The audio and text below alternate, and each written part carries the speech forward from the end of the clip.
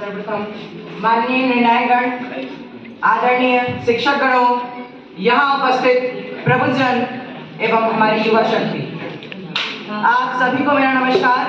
मैं लाला मनमोहन दास inter college का छात्र ओम आदित्य मिश्र आप सबके समक्ष वर्तमान जीवन प्रणाली एवं पनपता अवसाद के पक्ष में अपने विचार रखने हेतु उपस्थित हूँ। प्रबुद्धजनों, जब भी मैं पुरानी जीवन प्रणाली और अपने इस नए आधुनिक जीवन प्रणाली को तौलता हूँ तो मैं पूर्णतः अवाक रह जाता हूँ। वर्तमान जीवन प्रणाली के मनुष्य ने इतनी तरक्की कर ली है कि वो आज चांद तक पहुंच गया है।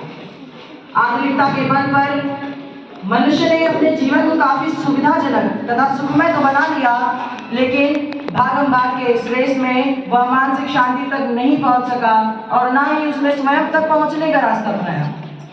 मैं आज आप सबके समक्ष ऐसे ही कट सत्य को रखने आया हूँ जिसे हम सभी जानते हैं लेकिन स्वीकारने में कतराते हैं कि हमारी वर्तमान जीवन प्रणाली ही इस पनपते अवसाद को जन्म दे रही है, इसे बढ़ावा दे रही है। ये युग आधुनिकता का है, तकनीक का है, गति का है, प्रगति का है, लेकिन शांति का बिल्कुल नहीं है।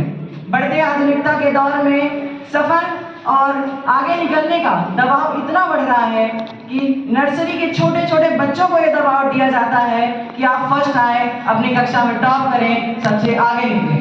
तो फिर हमारे नीट और जेईई के छात्रों की तो बात ही अलग है। भारतीय मानसिक सर्वेक्षण के अनुसार भारत में हर 7 या 8 में से एक व्यक्ति अवसाद से ग्रस्त है। ये आंकड़े खुद में खुद बयां करते हैं कि वर्तमान जीवन प्रणाली का मनुष्य नहीं बल्कि मशीन बन चुका है, एक तरह का आर्टिफिशियल इंटेलिजेंस। अब बात करते हैं सोशल मीडिया की। वर्तमान जीवन प्रणाली के मनुष्य सोशल मीडिया तो उसकी एक तरह से प्राण है। आज हर कोई सोशल मीडिया पर खुश नजर आता है, हर कोई एडवांस नजर आता है, लेकिन क्या ये सत्य है? वर्तमान जीवन प्रणाली में सोशल मीडिया का इतना बढ़ता स्तर दिख रहा है कि ये वर्तमान जीवन प्रणाली ने, सोशल मीडिया ने तुलना का एक ऐसा जाल बिछाया है जिसमें आकर हर व्यक्ति तुलनात्मक जीवन शैली में जी रहा है, उसे अपना रहा है। यदि फलाने ने अपने इंस्टा आईडी पर एक नई कार की तस्वीर डाली है तो हमें भी अगले दिन ही उससे अधिक मूल्य की एक कार की फोटो अपलोड करनी ही पड़ेगी। यदि नहीं कर पाए तो क्या होगी?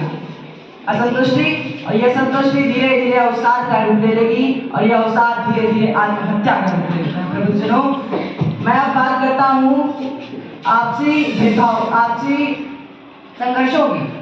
प्रबुद्धजनों, पहले के लोग आपस में चैट करते करते चाट खाते थे और वर्तमान जीवन प्रणाली का मनुष्य मोबाइल में चैट करते करते चाट खाते थे।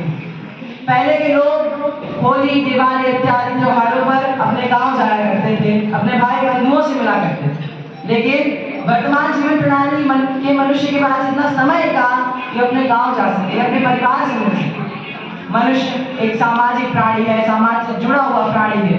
यदि वही समाज से विरक्त रहेगा तो अवसाद तो होगा ही। WHO की एक और मानक रिपोर्ट के अनुसार पूरे विश्व में प्रतिवर्ष 7.27 लाख लोग अवसाद के कारण आत्महत्या कर लेते हैं। प्रबुद्धजनों, इस बढ़ती आधुनिकता के दौर में ये भी कट सच्चाई है कि हमने संस्कृति को भी प्रतिस्पर्धा में शामिल कर दिया है। विवाह जैसे पावन परंपरा को हमने मजाक बनाकर रख दिया है। हाल ही में महंगी शादियों का क्रेज इतनी तेजी से बढ़ रहा है कि हर कोई अपने बच्चों की महंगे से महंगी शादियां करवा रहे हैं, चाहे वो कर्ज लेकर करवा रहे हो, चाहे वो लोन लेकर करवा रहे हैं। लेकिन जब कर्ज ना चुका पाए या फिर लोन ना चुका पाए तो क्या होगा? अवसाद धीरे धीरे आत्महत्या का रूप ले लेता है और ये आत्महत्या बढ़ती जनसंख्या को घटाती है, जिससे हमारी टेक्नोलॉजी ही नहीं, हमारा समाज भी पीछे जाता है। कुल मिलाकर सादा जीवन, उच्च विचार की रीत पर हमें वापस मुड़ना होगा, तभी हम ऐसे दुनिया का विकास कर सकेंगे जहां सफलता से ज्यादा सुख तथा तृप्ति से ज्यादा तेजी को मानते हैं। धन्यवाद।